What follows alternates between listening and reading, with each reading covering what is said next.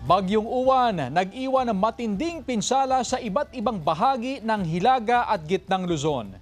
Yan ang balitang tinutukan live ni Sandy Salvacio. Sandy? Chris, dakong alas 12 ng hating gabi ngayong araw ay naranasan ang peak ng high tide dito sa lungsod ng Dagupan na kung saan umabot ito ng 4.4 feet. Isa ito sa mga dahilan kung bakit tumaas yung antas ng tubig baha dito sa lungsod. At dahil nga ngayong araw ay nararanasan nating muli yung pagbaha, muli na namang nabigay ng abiso ang lokal na pamahalaan, partikular na sa mga bata na huwag basta-bastang lumusong sa mga tubig baha at ugaliing magsuot ng bota o waders upang hindi makakuha ng sakit na maaring may dulot nito.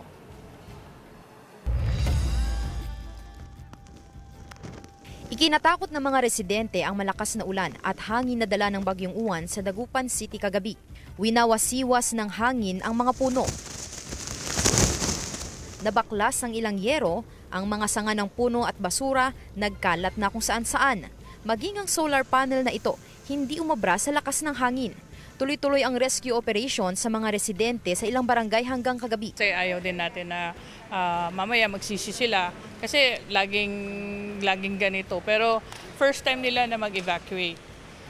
Every time na may pinipilit natin sila, hindi sila sumasama. Pero this time, sila na po mismo yung nagsabi na gusto din nila mag-evacuate dahil natakot sila.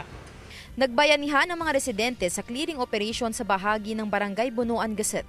Tinanggal din ang mga humambalang na puno sa bahagi ng Perez Boulevard. Nawalan ng supply ng kuryente sa lungsod dahil sa hagupit ng Bagyong Uwan. Ang ilang residente, dinala sa People's Astrodome na isa sa mga evacuation center sa syudad.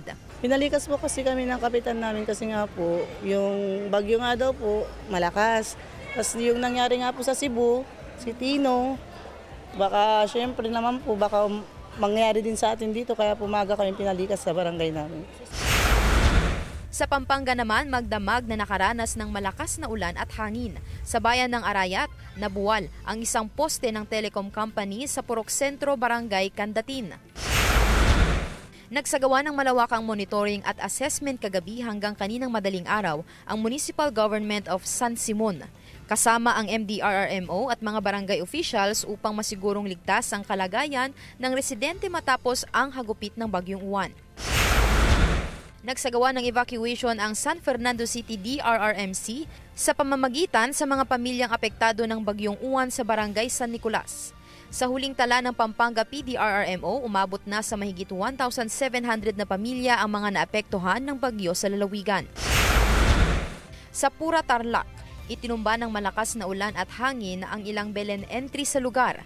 Pati mga sanga sa elementary school na ito ay nabali dahil sa malakas na hangin. Nagbayanihan naman ang mga taga-Olongapo City sa clearing operations ng mga naputol at nahulog na sanga ng puno sa iba't ibang bahagi ng lungsod. Pinapayuhan pa rin ang mga residente na maging alerto at mapagmatsyag sa anumang banta ng panahon.